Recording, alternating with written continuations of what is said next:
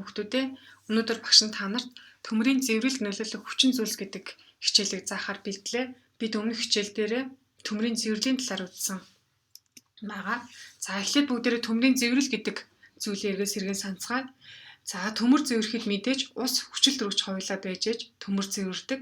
Төмрийн зэв гэдэг маань өөрөө төмөрийн оксид байгаа. Одоо тэгвэл бүгдээрээ таамаглацгаая.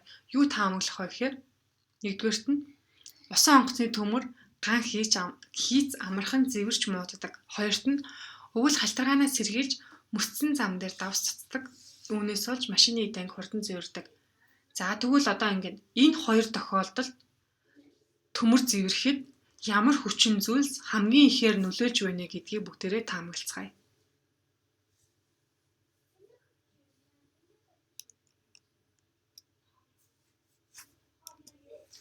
За төмөр маань харилцан адилгүй нөхцөлд зэвэрдэг байгаа. За дараагийн таамаглах зүйл маань болохоор давстай ус, кальцийн хлорид, халуун ус, тасалгааны температурт ус гэсэн ийм дөрвөн нөхцөл байгаа. Энэ дөрвөн нөхцөлийн алинд нь төмөр хамгийн хурдан зэврэх вэ гэдгийг мөн таамаглаарай.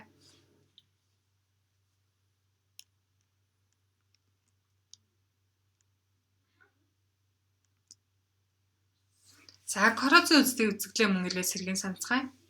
За корроз гэдэг бол металлын эдэгдэх үзэгдлийг корроз гэж нэрлэж байгаа. Коррозийн хамгийн сайн жишээ бол мэдээж төмрийн зэв үүсэх. За одоо бүгдээрээ таамаглаа. Өмнөх таамаглаа батлах туршилтыг хийж гүйцэтгэнэ. За манай туршилтанд юу хэрэгтэй вэ гэхээр хуруушил, төмөр хадаас, халуун ус, хүйтэн ус, хоолны давс, кальцийн хлорид. За тэгвэл халуун ус, хүйтэн ус, хоолны давс, кальцийн хлорид энэ дөрвөн нөхцөлд алинд нь төмөр хамгийн хурдан зэврэх вэ гэдэг туршилтыг бүгдээрээ хийж гүйцэтгэнэ гэсэн үг.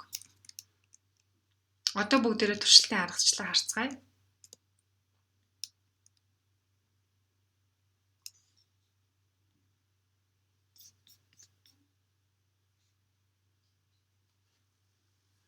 За хуруу шилэн дотор төмөр хадаас байрлуулсан 1-р хуруу шилэнд ус хийсэн.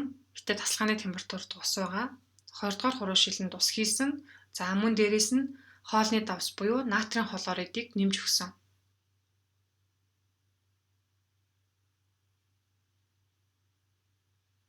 3-р хуруу шилэнд халуун ус хийсэн. Гэхдээ халуун усан дээрээ тосыг нэмж өгөөд агаарыг хаасан гэсэн үг. Хүчил төрөгчийг нэвтрүүлэхгүй болгосон гэсэн үг.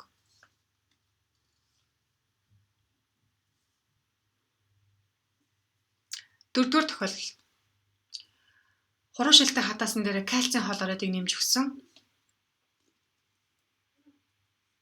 За энэ дөрвөн тохиолдлын алинд нь төмөр хадаас хамгийн урдан зэврэх вэ гэдгийг судалсан. За 1-р хуруу шилэнд ус байгаа, мэдээж хүчил төрөгч байгаа. 2-р хуруу шилэнд ус, хүчил төрөгч, давс байгаа. 3-р хуруу шилэнд ус байгаа боловч хүчил төрөгч байхгүй. 4-р хуруу шилэнд хүчил төрөгч байгаа боловч ус байхгүй. За ийм дөрвөн нөхцөл байгаа. За 8-аас 10 хоногийн турш энэ туршилтыг хийж гүйцэтгсэн. Одоо аль тохиолдолд төмрийн зэврэл явагдах вэ гэсэн чинь 1-2 дугаар тохиолдол буюу тасалгааны температурт ус мөн давстай ус нь төмрийн зэврэл явагдсан байна. За энэ хоёр тохиолдлын алинд нь илүү төмрийн зэврэл хурдан явагдсан бэ гэхээр давстай ус нь төмрийн зэврэл илүү хурдан явагдсан байх нэ. За үр дүнгээ харцгаая. Давстай усанд төмрийн зэврэл илүү хурдан явагдсан. За 3-4-р тохиолдол буюу халуун ус байсан. Халуун усанд төмрийн зэврэл хүйтэн уснаас илүү хурдан явагддаг. Гэхдээ саяын туршилтанд яагаад төмрийн зэврэл явагдаагүй вэ гэхээр усан дээрээ тос нэмээд хүчил төрөгчийг оруулахгүй болгоцсон байсан учраас төмрийн зэврэл маань явагдаагүй гэсэн үг. За тэгвэл төмрийн зэврэлд нөлөөлдөг нэг хүчин зүйлс маань халуун ус байх нь мөн давс байх нь. За тэгвэл эхний таамаглал маань юу гэж батлагдаж байна вэ гэхээр за мөсцөн зам дээр давс цацдаг. Үүнээс олж машины эд анги хурдан зэвэрдэг гэхээр давснаас олж машины маань эд анги хурдан зэвэрдэг байх нь. За бид нэг коррозийн үзэгдлийг ярьсан. За корроз гэдэг бол металлуудын эдэгдэх үзэгдлийг корроз гэнэ гэдгийг бид нар үзсэн. Тэгвэл төмрийн зэв үүсэх гэдэг маань өөрөө коррозийн үзэгдэл байгаа. Тэгвэл өөр металлууд хэрхэн коррозд ордог юм бэ гэдгийг одоо бүгдээрээ үзэж судлана гэсэн үг. За ямар металлуудыг бид нэр үзэх вэ гэхээр төмөр, хөнгөн цагаан, алт, зис гэсэн энэ дөрвөн металлыг хэрхэн коррозд ордог талаар судалцгаая.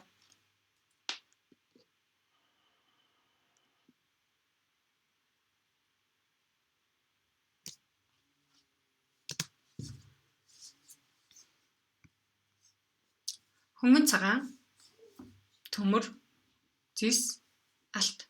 За эдгээр дөрвөн металлын коррозийн үзэгдлийг судалж үзсэн байна. Аль нь хамгийн сайн коррозд хурдан ордог вэ гэдгийг судалж гаргаж ирнэ.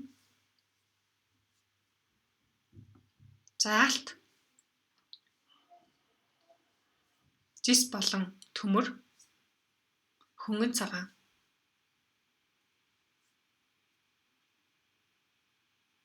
За зэврэх үзэгдэл маань яаж явагддаг вэ гэхээр мэдээж хүчил төрөгч байна. Мөн ус бэжэж төмрийн зэврэх үзэгдэл буюу металлын зэврэх үзэгдлүүд явагдана.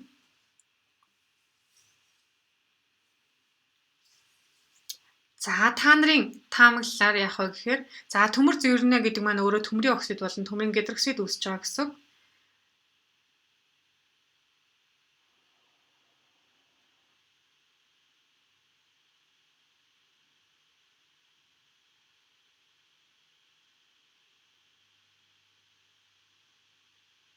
За хөнгөн цагаан, зис, алт маань төмрөөс бага коррозд ордог гэж бодож байна. За туршилтын үр дүн бүгдээр харцгаая.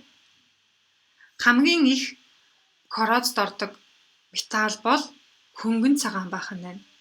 За хөнгөн цагааны дараа төмөр ордог. Тэрний дараа копер буюу зис орно. Тэгээд хамгийн бага коррозд ордог металл бол алт байх нь байна.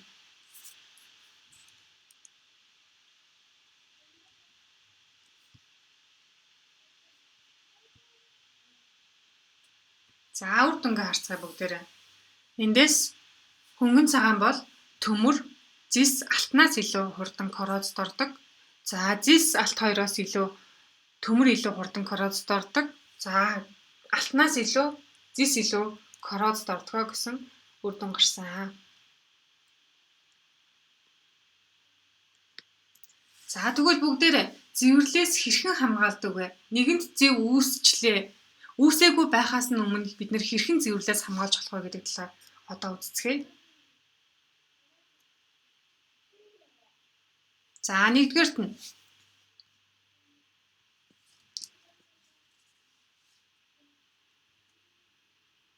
тухайн металлаа бид нэр будаж болно. Будна гэдэг бол зэвэрлээс хамгаалах эхний арга байна. За хоёрдугаар арга бол тослох арга.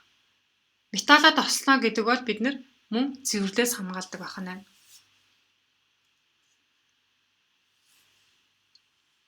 За гурав дахь арга бол бүрэх арга. За яадаг вэ гэхээр цайр болон төмрөөр зэвэрдэг металлыг бүрж өгдөг. За тэгэхээр бид нэр давхар бүрхүүл тогтдог учраас зэвэрлээс хамгаалах арга болж өгдөг гэсэн үг.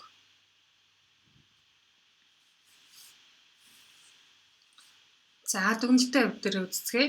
За хүчлийн усмал төмрийг хамгийн их зэврээдэг. За мөн ердийн уснаас халуун усанд зэврэл хамгийн хурдан явагддаг. За мөн хамгийн хурдан коррозд ордог металл бол цайр болон хөнгөн цагаан байгаа.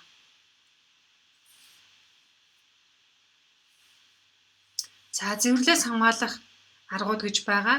За нэгдүгээрт нь будах арга, зэвэрлээс хамгаална. Хоёрдугаарт нь металлаар бүрэх арга. Гуравт нь за мөн тослох арга, лентээр орох гэсэн дөрвөн аргыг хэрэгжилж бид нэр зэвэрлээс хамгаалж болох нэ. За гэрийн даалгавар. Өнөөдрийн үндсэн сэдвээ дахин нэг уншаад за дараах асуултанд хариулаарай.